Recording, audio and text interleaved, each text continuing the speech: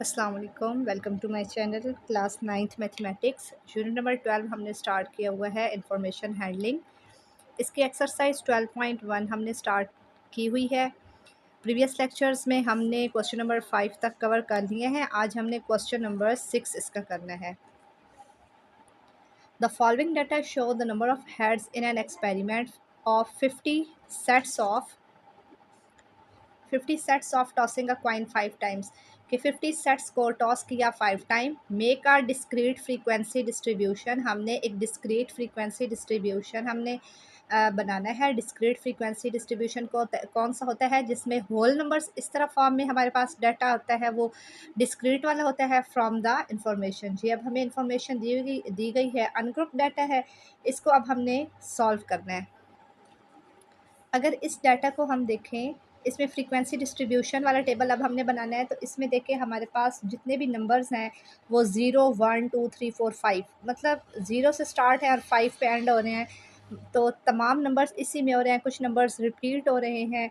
तो हम स्टार्ट करेंगे, इनकी जो नंबर ऑफ़ हेड्स हैं, हेड है ना, वो कह रहे हैं कि नंबर ऑफ़ हेड्स को मतलब वो 50 हैं और उनको 5 टाइम्स क्या किया गया है, टॉस किया गया है।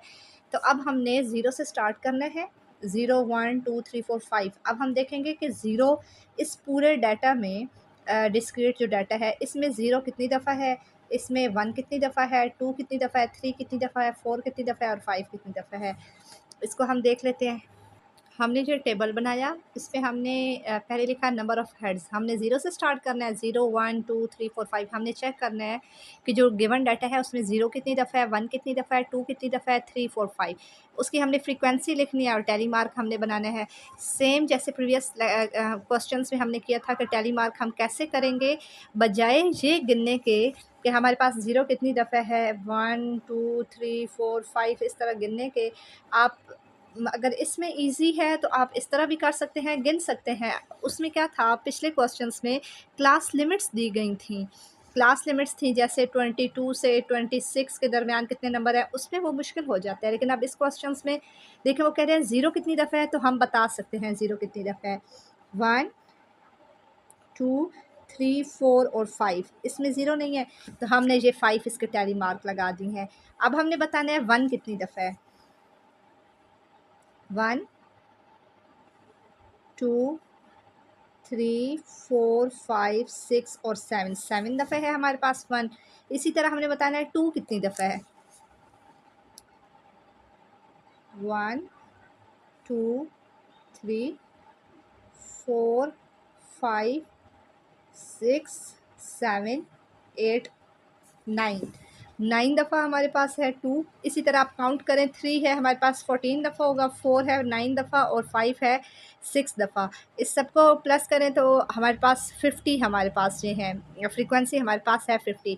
बस हमने यही कुछ बताना था कि ये जितना भी हम हमारे पास डाटा है इसको हमने make discrete frequency distribution. Frequency distribution में हमारे पास क्या होती है, फ्रीक्वेंसी होती है, इसका टैली मार्क होता है और जो हमें दी हुई हैं हमारे पास जो नंबर ऑफ़ हेड्स हैं ये दिए गए हैं। तो ये आपके पास क्वेश्चन नंबर 6 का सलूशन है। नेक्स्ट हमारे पास क्वेश्चन नंबर है 7।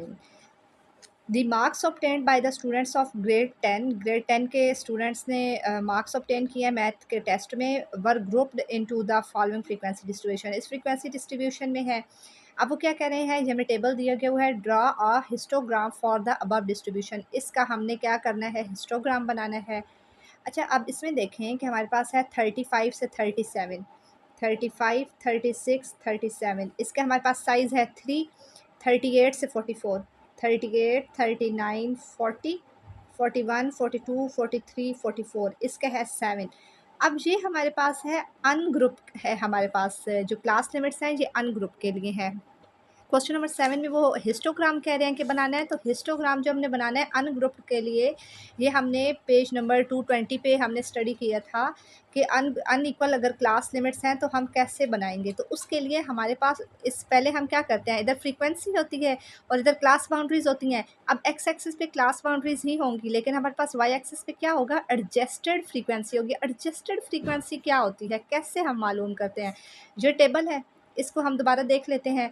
इसमें हमें क्लास लिमिट और फ्रीक्वेंसी दी गई हैं। अब हमने देखना है ना कि हमारे पास 2 और 4 में कितना साइज़ है, 4 और 9 का कितना साइज़ है, इनका साइज़ देखेंगे। अब ये जो हमारे पास फ्रीक्वेंसी है ये इसके अकॉर्डिंग है। अब हमने खुद फ्रीक्वेंसी निकालनी है, एडजस्टेड फ्रीक्वेंसी निकालनी है, उसके लिए हमें साइज़ पहले मालूम करना है। हम विड्थ ऑफ क्लास मालूम करेंगे, मतलब 4 में से 2 माइनस करेंगे, upper limit minus lower limit, ये हमारे पास विड्थ आ जाएगी। और एडजस्टेड फ्रीक्वेंसी कैसे मालूम करेंगे, हमारे पास जो गिवन फ्रीक्वेंसी है उसको डिवाइड कर देंगे, जो विड्थ आई है उसके साथ एडजस्टेड फ्रीक्वेंसी आ गया। फिर एडजस्टेड फ्रीक्वेंसी हम लिखेंगे वाई एक्सिस पे और हम टेबल बनाएंगे। क्वेश्चन नंबर 7 और क्वेश्चन नंबर 8 हमारे पास सेम है, दोनों की जो क्लास लिमिट्स हैं वो अनइक्वल उनका साइज़ है। तो इसको हम देखते हैं क्वेश्चन नंबर 7 को। क्वेश्चन में हमारे पास टेबल गिवन था, उसमें क्लास लिमिट्स और फ्रीक्वेंसी हमें दी गई थी। अब इसकी हमने जैसे कि हमने पीछे देखा है, इसकी विड्थ मालूम करेंगे, एडजस्टेड फ्रीक्वेंसी और क्लास बाउंड्री क्यों मालूम करेंगे, क्योंकि एक्स एक्सिस पे क्लास बाउंड्री बनानी है और वाई एक्सिस पे एडजस्टेड फ्रीक्वेंसी बनानी है। इसलिए एडजस्टेड फ्रीक्वेंसी के लिए हम क्या करते हैं, विड्थ और एडजस्टेड फ्रीक्वेंसी और क्लास बाउंड्री तो हम क्लास लिमिट को देख के बना लेते हैं। अब देखिए हमारे पास विड्थ कैसे हम मालूम करते हैं। क्लास लिमिट हमारे पास क्या है, ये 35 है और ये है 37। अब इसकी अगर हम विड्थ मालूम करें तो 35, 36 और 37, तो कितना हमारे पास इसका साइज़ है 3। इसी तरह 38, 39, 40, 41, 42, 43 और 44, 1 2 3 4 5 6 7, तो इसका 7 विड्थ है। इसी तरह 45 और 54 का आप करें तो आपके पास 10 आएगा। 55 और 61 का करें 7 आएगा। 62 और 67 का करें 6 आएगा। आपने इसी तरह इसी को फॉलो करते हुए आपने विड्थ मालूम करनी है। विड्थ आ गई। अब एडजस्टेड फ्रीक्वेंसी आप कैसे मालूम करेंगे, जो आपके पास फ्रीक्वेंसी आपके पास आई है, फ्रीक्वेंसी को आपने डिवाइड कर देना है विड्थ पे। ये देखें आपके पास फ्रीक्वेंसी थी 2, फ्रीक्वेंसी डिवाइडेड बाय विड्थ ऊपर लिखा हुआ भी है। अब फ्रीक्वेंसी आपके पास थी 2, 2 डिवाइडेड बाय 3 करेंगे तो आपके पास आ गया 0.67, 67 आ गया। अब लिखना है 12, फ्रीक्वेंसी को विड्थ पे करना है, 12 डिवाइडेड बाय 7, ये हमारे पास आ गया 1.71, ये 1.71। 16 को 10 पे करेंगे 1.6 आएगा। 13 को 7 पे करते हैं 1.85 है, तो 5 के बाद 7 है तो 1.86 हो जाएगा। इसी तरह 9 को 6 पे करें 1.5 और 3 को 5 पे करें 0.6। अब हमारे पास एडजस्टेड फ्रीक्वेंसी आ गई है। और क्लास बाउंड्री क्या होती है, हमने पिछले क्वेश्चंस में देखा था कि जो हमारे पास लोअर लिमिट होती है इसमें 0.5 कम करते हैं और अपर लिमिट में 0.5 ज़्यादा करते हैं तो क्लास बाउंड्री बन जाती है। अब हमने इसका हिस्टोग्राम बनाना है, तो एक्स एक्सिस पे हमने क्या बनानी है, इसकी क्लास बाउंड्रीज बनानी है। अब इसको हम किस फॉर्म में लिखते हैं, एल की फॉर्म में लिखते हैं। पहले की हम लोअर, ये तमाम लोअर लिमिट्स लिखते हैं, लेकिन एंड वाले की हम अपर लिमिट भी लिखते हैं। ये हमने लिखनी है सारी। अब इसमें हमारे पास क्या है, 0.6, 1.7, 1.6 इस तरह से है। तो इसका मैंने 0.5 का डिफरेंस से मैंने इसकी एडजस्टेड फ्रीक्वेंसी लिख लिया, 0.5, 1, 1.5 और 2 तक। अब देखें, हमने ये देखनी है, इसकी क्लास बाउंड्री देखनी है और इसकी ये एडजस्टेड फ्रीक्वेंसी देखनी है। क्लास बाउंड्री 34 से 37.5, इसका हिस्टोग्राम कितने पे बन रहा है, 0.67।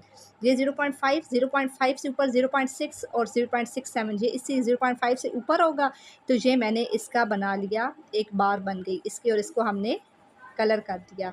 फिर 37.5 से 44.5 है 1.71, तो 1.5 से ऊपर होगा 1.6, 1.7, तो ये 1.7 वाली हमारे पास बन गया। 37.5 से 44.5, ये 1.7, 1 हमारे पास आ गया और इसको भी आपने शेड कर देना है। फिर है आपके पास 44.5 से 54.5, इन दोनों का क्या है, फ्रीक्वेंसी एडजस्टेड 1.6 है, तो 1.5 से थोड़ा सा ऊपर, 1.7 से कम, 1.5 से ज़्यादा 1.6, ये हमारे पास आ गई और ये हमारे पास इसको शेड कर दिया।